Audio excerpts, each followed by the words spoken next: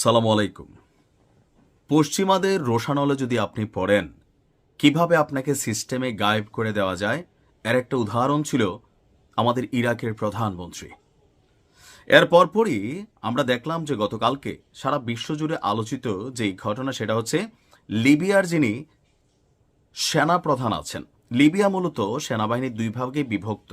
লিবিয়াতে বিশ্ব মোড়লরা, আরবরা পর্যন্ত সেখানে ঢুইকা নাক গলায় রাজনীতি করে। আর যারা মনে করেন যে আমরা একদম এই হয়ে যাব সেই হয়ে যাব, বাংলাদেশ নিয়ে কিন্তু এরকম একটা খেলা চলছে। এই পরাশক্তিদের বাটে যেই দেশ পড়ে যায় সেখানে গৃহযুদ্ধ হয়, অভাব হয়, অনটন হয়। কেন আসলে লিবিয়ার যিনি সেনা প্রধান তিনি টেকনিক্যালি তাকে গিলে ফেলা হয়েছে? আসুন দেখি এর পেছনে কারণগুলো কি কি। মোহাম্মদ আলী আহমেদ আল হাদ্দাদ নামটা অনেকের কাছে পরিচিত, ছবিটা দেখছেন। তিনি হচ্ছেন এই মুহূর্তে লিবিয়ার সেনাবাহিনীর একটা পার্টের নেতা বা সেনাপ্রধান। তার সাপোর্টিংয়ে আছে কোন কোন দেশগুলো দেখেন: তুরস্ক, সংযুক্ত আরব আমিরাত, মিশর, রাশিয়া, ফ্রান্স এবং পাকিস্তান। অর্থাৎ খলিফা হাফতারের নেতৃত্বাধীন লিবিয়ান ন্যাশনাল আর্মি বা এলএনএ-কে সমর্থন করে এই দেশগুলো। এই দেশগুলো সামরিক, আর্থিক এবং রাজনৈতিকভাবে বিভিন্ন পক্ষকে সমর্থন দেওয়ায় দেশটির অস্থিতিশীলতা যেমন দীর্ঘায়িত হচ্ছে, গৃহযুদ্ধ আস্তে আস্তে বড় আকার ধারণ করছে। এখন যিনি মারা গেলেন তাকে আসলে কেন মারা হইল? এখন আমরা সবাই আপাত দৃষ্টিতে দেখছি কি তিনি বিমান দুর্ঘটনায় নিহত হয়েছেন। শুধু তিনি না, তার সাথে আরো বেশ কয়েকজন ব্যক্তি। ঘটনার প্রেক্ষাপট হচ্ছে,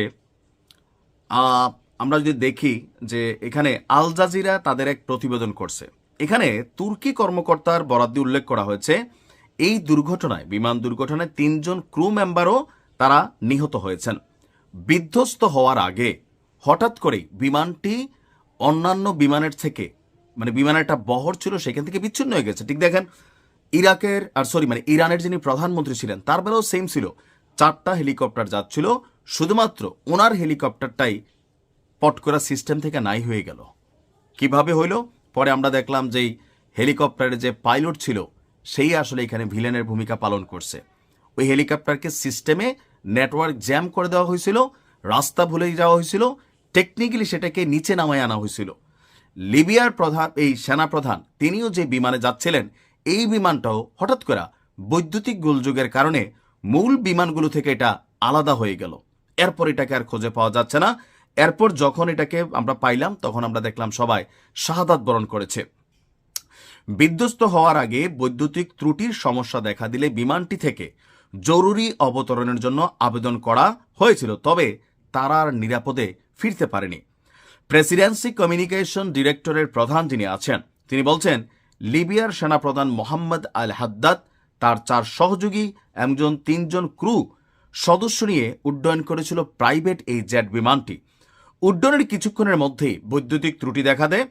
তারা বিমান নিয়ন্ত্রণ কেন্দ্রকে অবহিত করেছিল, জরুরি অবতরণের অনুমতি চেয়েছিল। বিমানটি লিবিয়ার রাজধানী ত্রিপোলির উদ্দেশ্যে আঙ্কারা থেকে উড়ার পর 2 কিলোমিটার দূরে কেসিস কাভা গ্রাম সংলগ্ন হাইমানা অঞ্চলে বিধ্বস্ত হয়েছিল। আল জাজিরাকে তুরস্কের একজন কর্মকর্তা বলছে, তদন্ত চলছে। প্রাথমিক তদন্তে প্রযুক্তিগত ত্রুটি ধরা পড়েছে, আর এর বাহিরে আসলে কি ঘটেছে সেটা জানা যায়নি। যখন বড় বড় রাষ্ট্রগুলো, বিশেষ করে মার্কিন যুক্তরাষ্ট্র অথবা তাদের মিত্ররা কোনো ঘটনা ঘটায়, এমনভাবেই ঘটায় আপনি প্রযুক্তিগত ত্রুটি ছাড়া আর কোনো কিছু খুঁজে পাবেন না। আইডিয়া করতে পারবেন কিন্তু নাম মুখে নিতে পারবেন না।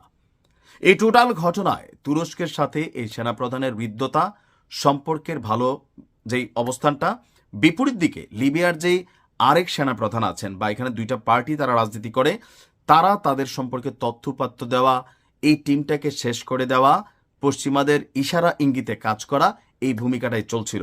এতে কার ক্ষতি হয়েছে? বেসিক্যালি লিবিয়ার হয়েছে। আর অন্যান্য রাষ্ট্র যারা এখানে খেলতেছিল তারা আজকে তাকে গ্রহণ করছে, কালকে আরেকজনকে বসাই দিবে। রাজনীতি কন্ট্রোল হয় দেশের বাহির থেকে। যখন নিজ দেশের মধ্যে বহিরা দেশের শেল্টার আপনি নিয়ে আসবেন, ওই দেশ ধ্বংস হইতে বেশিক্ষণ সময় লাগে না। তার এক জ্বলন্ত উদাহরণ কিন্তু আজকের দিনে লিবিয়া। বাংলাদেশকেও সাবধান করছি, এত ঘন ঘন মিত্র আনা, ডাইকা আনা, এগুলো দরকার নাই।